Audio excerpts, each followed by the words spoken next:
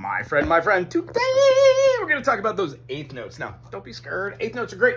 You got to first know what a whole note is. It's all of the beats. If we say we're in a measure of 4/4, that means that there are 4 beats per measure, and the quarter note gets the beat. What that looks like is when we lay it out and we have different measures segmented. Yeah. Our clef tells us where we're at, time signature tells us the beat, and if we've got a whole note here, it takes the entire measure. If we subdivide this into 2 equal sums, we get half notes.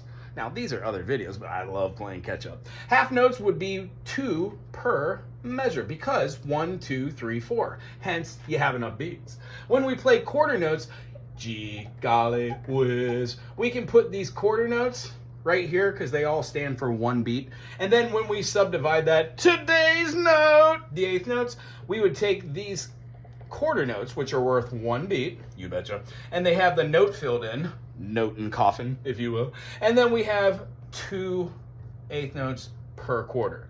So when we beam them together, we have 1 and 2 and 3 and 4 and. This simply means that when we have a structured note that does something like this, 1 and 2 and 3 and 4 and, or that should probably go down, 4 and.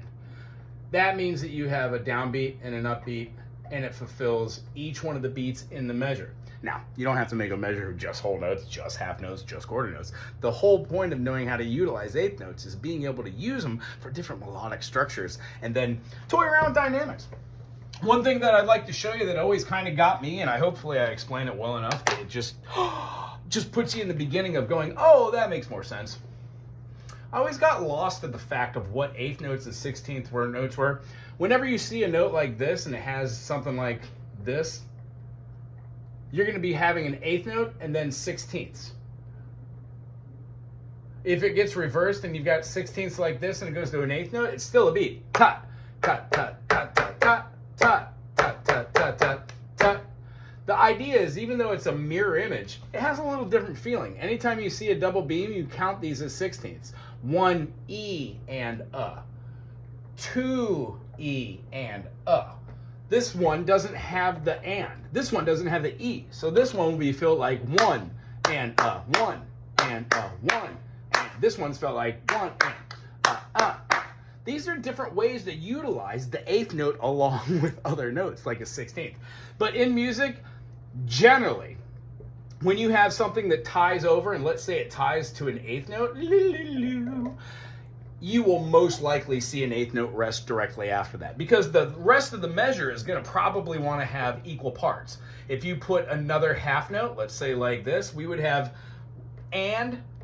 These two together make a quarter note. These two together make a quarter and a quarter, and then we'd have space for just one more note or a rest. Therefore, you want to have a complete measure. Almost 99.9% of the time when you have an eighth note, it will be followed by another eighth or a 16th or an eighth note or a 16th rest going into something else. It's just the way the music works. So when practicing your beats, don't get scared about it. Eighth notes, they're so much fun to play in the practice. The big old takeaway from this is when you have a quarter and you subdivide that quarter into 2 equal parts, you can have an eighth note which has an individual quaver or a flag, and then you could also have these 2 eighth notes beamed together with a single beam. They will always be counted as such, 1 and. If you see only 1, it is half of the sum of the quarter. It takes 2 of these eighth notes to make 1 quarter note. Takes 2 of the eighth notes to make 1 quarter. Takes 2 of the eighth notes to make that quarter.